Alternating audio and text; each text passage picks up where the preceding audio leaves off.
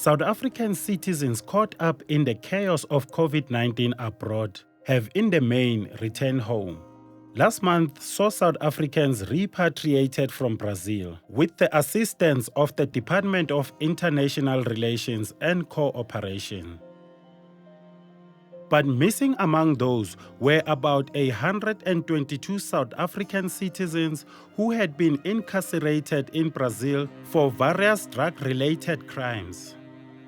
What I want to know is, the minute you cross border, do you lose your constitutional right? I need to understand that.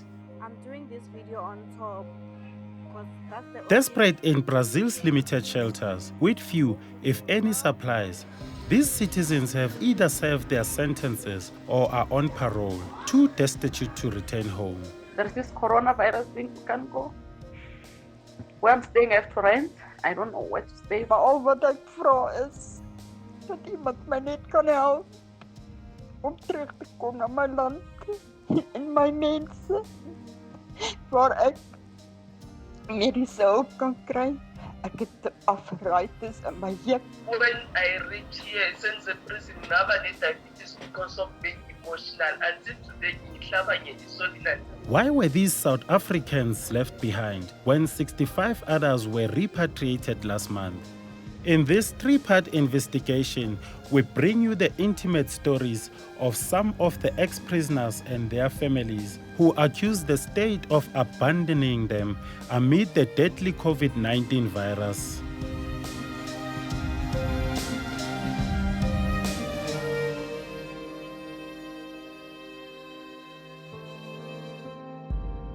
As COVID-19 victims' bodies pile up in Brazil, President Bolsonaro and his government are at loggerheads over his lackluster response to the virus. Now, at number 2 in COVID infections globally, what then becomes the fate of foreigners in Brazil, where locals also clamor for their own survival? There's no place like home, but there is that feelings like I don't feel like I'm going to be happy anymore in South Africa. The way they judge me. Being a police officer doesn't mean that you have to prophesize or to understand their languages. People, they can put you in jail, especially if you don't understand what they're talking about. Is what I end up in jail. Trusting people that I was not supposed to. Being with people that I thought they are my friends. 35-year-old Angel Maluleke says, in 2017, after saving for over a year, she was excited to finally be going to Brazil with a close friend to buy her extensions. She was arrested at the Sao Paulo airport for possession of drugs. A former police officer, Angel insists on her innocence. After a year in a Brazilian prison, she was released on parole. I never had family, but because God was with me, I had one family that they sent the documents. They bought them tickets, paid me tickets to go to their families for 5 days. Her arrest made national news, and she was widely criticized on social media as a cop gone rogue. There's nothing painful than being in prison for the things that you didn't do. There is nothing painful that you end up being judged for the things that you were not aware of. But I thank God for giving me this. I was depressed in prison. I end up in a hospital, thinking not easy. But for all the pain that I've been through, God, brought me hope. Even though she claims to be innocent, Special Assignment continues its investigation on her story and circumstances behind her arrest. She says outside prison, she had to hustle for work to survive. My life is not easy. It's just that God is with me. Wherever I go, after prison, when I need a job, I just got a job like that. Like my first job, I work as an administrative. I just work. It was a month. They find out that I was in prison. My contract was terminated. But it's fine. I didn't give up. I continued seeking, and I find a job again because of God. I was waiting before this corona thing, and I thank God because I told the person that, you know what, I've been in prison, but he never saw a problem with it. He said he loved the way I'm dedicated to working, teaching. You understand? That is the only thing that helped me to survive. Trying to survive in a foreign country where it's difficult to make a living is close to impossible under lockdown. The pastor who used to come to prison to preach for us, is the one who signed me out when they released me because I don't have a place. The judge needed an address, but he signed me out to stay by his house. I stayed until I have to come to São Paulo to make documents. It's where I left this place. I came to the shelter, started making documents, started trying to work. At the shelter, they're chasing us after 6 months. Life was very hard. Until I managed to stay with my Brazilian girl, where I'm staying now, we're sharing, I managed to work.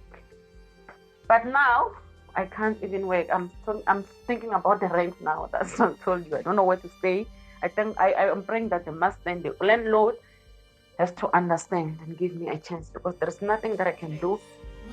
Her family in Guyana is concerned about her well-being. They say the South African state should repatriate its nationals in the wake of COVID-19. She doesn't have food. We're facing a pandemic. Everyone globally is affected. She's on parole. She's no longer staying in the government shelter that they provide. What I want to know is, the minute you cross border, do you lose your constitutional right? I need to understand that. And if so, how is it possible?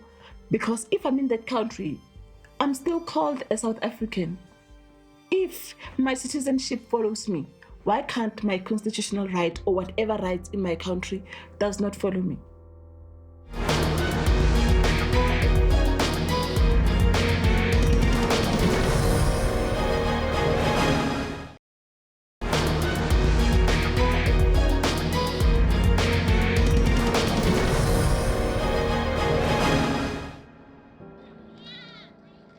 We are at the Mageba family in Tembisa.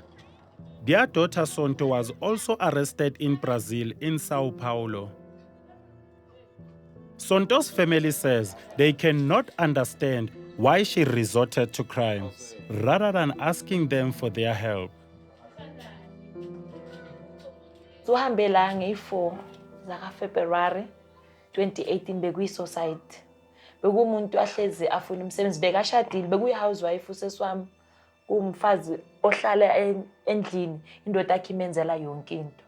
So uthe meka-divorce nobaba abantwana bakhe, mekazobuya ekhaya, kwabanzima because bekufanele thina besicela kuyi yonke into, bekahlala e-deep slope, sesi ini besizosuka la nabantwana bethu siye ekhaya, bekasinakekela. Yo, thanda namabhodo. Bekasiphekela, asenzela i-breakfast emnandi. Unothando useswami, unomoya ophansi.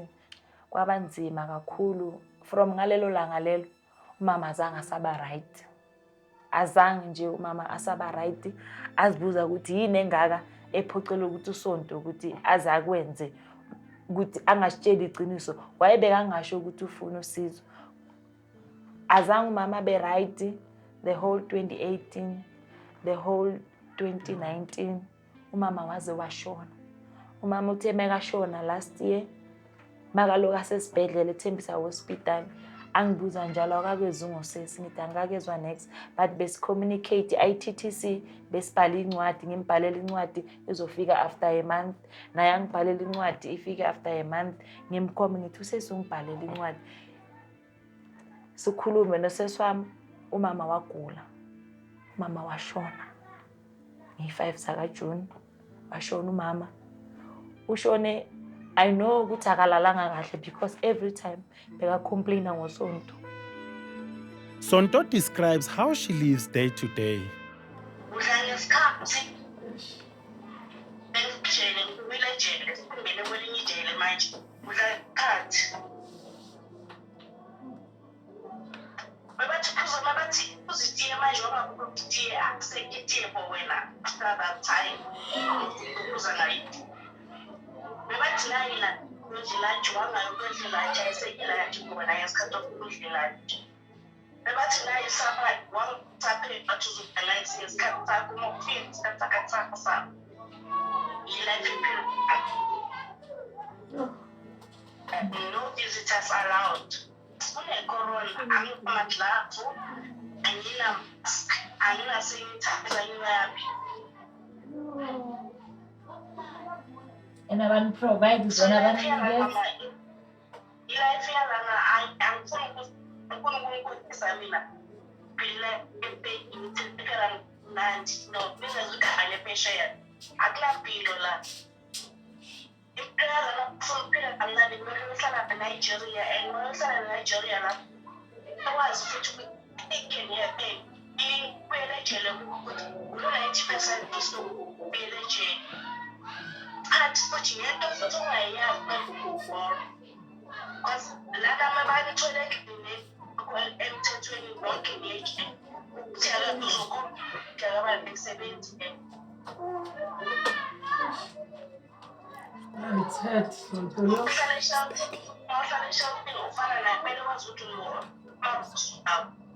Which is uzosurvive ngabheki uzosurvive ngaphuzi uzosurvive ngathanda ukunati anyway so life yana kama angu umkhohlisa angifuni umkhohlisa after the corona it became worse because manje oqaleka bakhathi abaliwe akwenziwa nisilana bavule abantu bayahamba imagine uyaphuma kahle dot abantu abayithena angibazi abantu abayithena ukuthi banjani sabuye wona corona yaphela corona. She says, as South Africans, they take care of each other.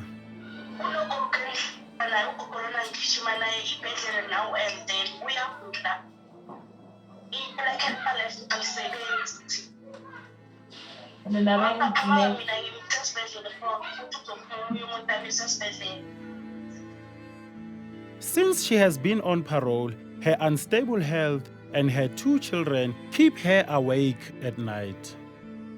Nikhumbulile ngicela uye love nami siyakuthanda ngiyakuthanda sisenta I love you too.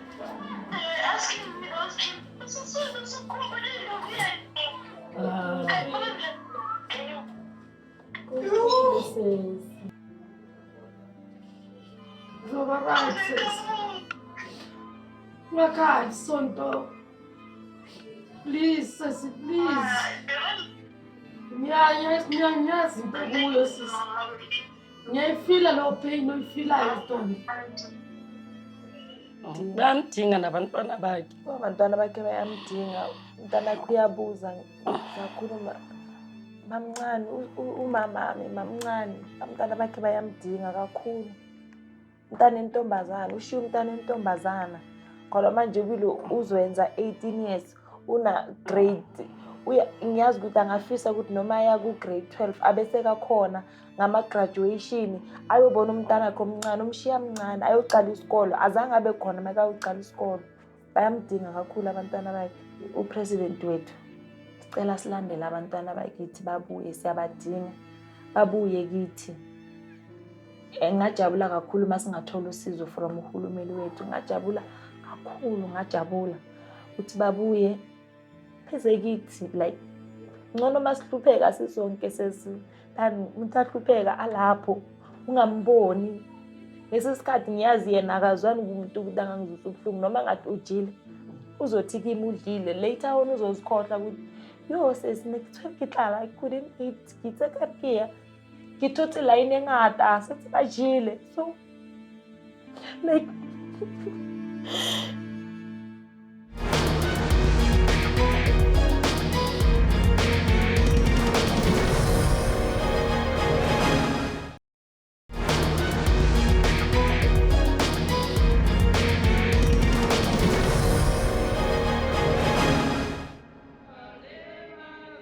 South African ex-prisoners stuck in Brazil are desperate to come home. They say they fear falling victim to the tragic fate of Yolisa Mlalandle, who was ill when she left home, but got worse and died later on in Brazil. She was buried without her family, who couldn't afford the travel costs. Yolisa left a son behind, whose whereabouts are still unknown. Before she passed on, I saw a post on Facebook, and they had tagged her, and because we're friends, so it appeared on my timeline. Friends from Brazil looking for her family. And I quickly inboxed the lady and said, I am her family, so please remove the post. And then we started chatting. She told me she was in hospital. She sent me a video of her in hospital. It was very bad. And I called a meeting with the family and said, Usiniswa is really ill. And judging by the video that I received, I don't think she's going to hold on for too long. So what can we do to try to bring her back? And of course, the family did not have the means to bring her back. And we just continue to pray for her to get better. The family says they contacted the embassy and knocked on many doors to get assistance in finding their child, to no avail. We wish to have him home. It is enough. It is a double blow to lose your mother and to also be away from people who can nurture you with love and people you can identify with, people that are your own flesh and blood, and to just grow up with the family and yeah, just be part of a family instead of just being all by himself in a world so far from home and with no one to really identify with. Now a shadow of her former self, 63-year-old Sylvia Kruger says she thought she was transporting medicine to Brazil. The endless pain from the arthritis and the lack of nutrition have caused her to lose weight. Met die genade van ons Here Jesus het hy my daar laat uitkom. Ek is laas jaar. Is ek vrygelaat. Die 16de April is ek vrygelaat. Maar ek moet sê dit is baie moeilik hier buite. Jy sit sonder geld, jy het nie 'n inkome nie. Gelukkig ek is in 'n huis waar ek elke dag kos kry en waar ek kan bad. Maar die probleem nou is met hierdie coronavirus wat rondgaan. Ons is omtrent 100 mense in hierdie gebou. 'n Vroumense met kinders. En ons bly hier met die gevolge van hulle werk. Hulle gaan uit, kom in. En hier is reeds een dame wat besmet is met die coronavirus. En ek verlang ontsettend na my kinders en na my sussie. Ek verlang so na my klein goed. As iemand my net genadig kon wees. Ek weet ek het verkeerd gehandel. Maar as ek geweet het dit was straks, sou ek nooit hiernatoe gekom het nie. Want ek het nie net Brazilse mense nie. Hoe kyk ek my land in die oë. Ek het my land vry. Want ek weet, ek het ook kleinkinders. Wat 'n voorbeeld ouma moes gewees het, wat vir hulle moet sê, moenie dit doen nie, julle moet so maak. Hoe kyk ek my kleinkind in die oë? Om vir hulle te sê, ouma is jammer, ek wil die mense vergewe. Ek het geen wrok teenoor enige iemand wat my hiernatoe laat kom het nie. Ek het die Here gevra om almal te vergewe. Ek het hulle vergewe. Ek dra geen wrok nie. Maar al wat ek vra is dat iemand my net kan help om terug te kom na my land en my mense waar ek mediese hulp kan kry. Her daughter is equally distressed by her continued stay in Brazil. She told me she's staying in a place where all the immigrants go, in a shelter there. She said, but it's not nice there because all they get to eat in the mornings, it's a piece of bread with black coffee. And in the afternoon, they get boinkie sop, or it's salad. And she doesn't eat the soup, she just eats the salad. She told me she's living off water and salad. She's battling with a hip, and she had sugar before, so I don't know if the sugar is back because she's lost plenty of weight. But if I can get her back here, I will take her to a good doctor. Please, Mr. Ramaphosa, I'm asking you nicely. And I ask for my mom's sake, can you please just get her back in South Africa? Because with the COVID, it's not good for her. And she can't see any doctors that side because they must wait to see doctors. So if you can please just bring her back this side, I will be very, very glad. And thanks for that.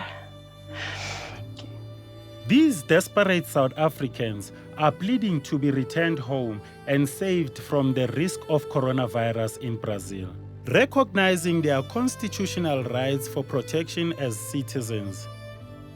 The South African government announced the release of 19,000 prisoners to reduce the spread of COVID-19 amid overcrowding.